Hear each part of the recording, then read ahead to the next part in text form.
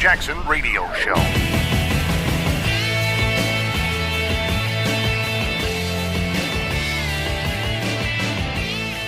Welcome back, everybody. Kevin Jackson here. I want to cover a listener's comment to me. And big fan, says he's a big fan, listened to a replay of one of the shows. And he says, I found your dialogue on the college student who was suspended for posting his former girlfriend's letter on the internet. Very interesting. Of course, you're right. It wasn't any of the university's business, but you didn't handle the other issue, the guy's use of the internet to humiliate his former girlfriend, very well. And he says, anyone who thinks it's fun to humiliate someone is a real jerk, and I don't have much sympathy for him. Just having fun? Really? You talked about the young man's potential as a teacher. Suppose he becomes a teacher and decides it would be fun to humiliate your children or maybe your wife. We shouldn't condone people using their rights irresponsibly. Please think before you open your mouth. See, it's a nice message until you get to that part. I'm not going to say the guy's name. He knows who he is. I don't want to humiliate him. But I have to. So, first of all, he's dead wrong. You know, we live in a world, I believe, if I'm not mistaken, the girl had broken up with him, made his life miserable, and then did an apology letter back to him explaining all the things that she'd done wrong and how great he'd been. So what I would say to this person, let's just call him Verne, the issue here is that we live in a time where we are being told as men that we're less. I made the comment the other day that pretty soon it will take two men to verify what a woman said about the man, because the man is automatically assumed to be guilty. You watch TV, you watch entertainment, all these people make guys look like buffoons. Now, if we flip that and a guy had been a jerk and a girl got even with him on the internet, I doubt if Verne would have written me this letter. Despite all the progress that women have made in this country, we continue to talk about the nonsensical issues of some imbalance between men and women. You know what? The imbalance of how much, pee do men do, pee when we pee versus women. It's to the point of being ridiculous. What are you talking about? I don't make as much money. Is anybody stopping a woman in America from establishing her own business, as we call it, hanging their shingle, and going out and making a living for herself? Of course not. If whatever job you choose to do, you don't have to do it. You don't have to work for some man. And the same is true of blacks. And I'm watching this happen.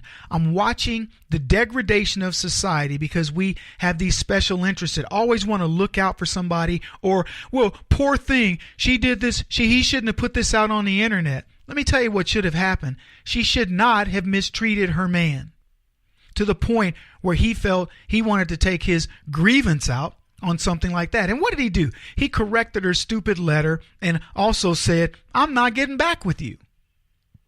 That's what he did. And maybe there's a lesson in that for other people. You know, it's funny. We always look at things and go, that's a horrible thing to do. There were many things far worse that could have been done. And I dare Verne to go look on the internet and look at these websites that say getting even and, crushes, what, and blah, blah, blah, because they hate what guys are doing. The emasculation of this society and then the degradation of men is the very reason that we don't have guys, and I'm going to speak in the black community, but it isn't just the black community. We don't have men who will stay with their families, who will raise their children, and who will do the right thing. This is a guy that this woman admits was a great guy. And I screwed up. I'm really sorry. And she's explaining all of it, and he's correcting her English because he's a teacher. And then Verne says, "What kind of teacher is he going to be if he's going to do that to your kids?" Well, you know what? I wouldn't expect him to do that to my kids. That's a complete that's one of those arguments where, well, what if he did that to your wife or to your daughter? Well, let me tell you, if he did it to my daughter and she was that girl that he described, good. She deserved it. Does that answer your question? Women are not immune to being bad people and doing bad things. Guys to the point, well, always be a gentleman. Being a gentleman has a lot more to do with just taking it every time somebody wants to throw something in your face. Oh, you guys make more money than we do, and you do this, and you're abusers. Lesbians abuse their women, abuse their wives, or whatever you want to call them. I don't think they can be married, but you know what I'm saying. You don't hear an outcry of that. Lesbians hit on other women at the job.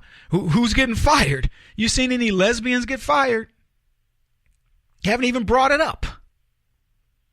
So look, I'm certainly no misogynist. You guys have heard me talk about women. I'll work for a woman boss. Technically, as a Fox News contributor, I work for a woman. The president of Fox is a woman. I've sat in her office multiple times.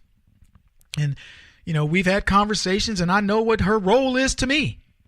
I mean, she's, you know, I'm a contributor. She doesn't sign all my paychecks, but she signs one of them. No, that's technically not true, but she's over it. Her right-hand man is another woman, ironically. Great lady. We're good friends. That's my boss. That's my, technically, Lauren's my boss and Suzanne's my boss's boss, but they're bosses. Both of them women. Accomplished women in their own right. And you know what? They've done some dirty to people in this, and they're big girls and they can take it. But I'm not going to play this game of what if it were your daughter? What if it were you this? What if that were your son who'd given his all to this relationship, thought it was going to go somewhere, and this girl is nitpicking him to the point where, you know, she breaks it off and he's going, what more could I do? We're going to play that game? I think it's a silly game. So look, here's the biggest part of it. We don't have to agree on this. But you're going to end it with this passive-aggressive thing that says, you know, anyone who thinks it's fun to humiliate someone is a real jerk. Well, let me tell you, I know a lot of real jerks because it is fun to humiliate some people. Some people deserve to be humiliated. Al Franken's a good one. He deserves to be humiliated. Harvey Weinstein. Do you have any problem with me humiliating Harvey? I write about these clowns every day. I don't see somebody writing into me going, Kevin, I can't believe you humiliated Harvey Weinstein. Kevin, I can't believe you humiliated Chelsea Handler. Kevin, I can't believe you humiliated Hillary Clinton. They deserved it. And then this other part, use your rights irresponsibly. What did she do that was irresponsible? Didn't she have some sort of human condition to this guy? Didn't she owe him something? And then the final part, please think before you open your mouth. How about you think before you start writing and telling people what to think and when to open their mouths? You know, I don't mind getting letters from people. I don't. But when you try to hide your passive-aggressive BS, is this, you know, I'm a fan. I'm a big fan, blah, blah, blah. I don't consider that a fan. Again, we can disagree. Kevin, I didn't like the way you handled it. You know, I really felt like you might want to think about that. Okay, fine. We're going to have a different conversation. But when you tell me, please think before you open your mouth, as if I didn't, the implication is, Kevin, you didn't think. You just started spitting stuff out. Oh, no, I thought about it. Just like I thought about this, Verne.